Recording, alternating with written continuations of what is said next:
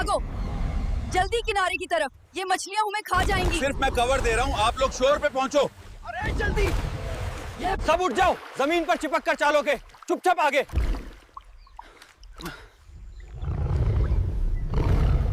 सिर्फ एक है या शायद और भी हो।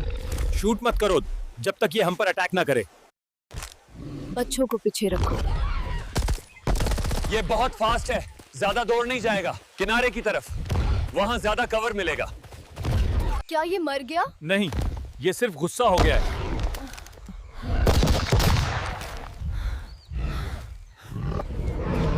इतना बड़ा लेकिन कितना प्यारा। हर जानवर हमेशा प्यारा नहीं होता बेटा। ये टीम में शिकार करते हैं। तो हमें भी साथ रहना होगा।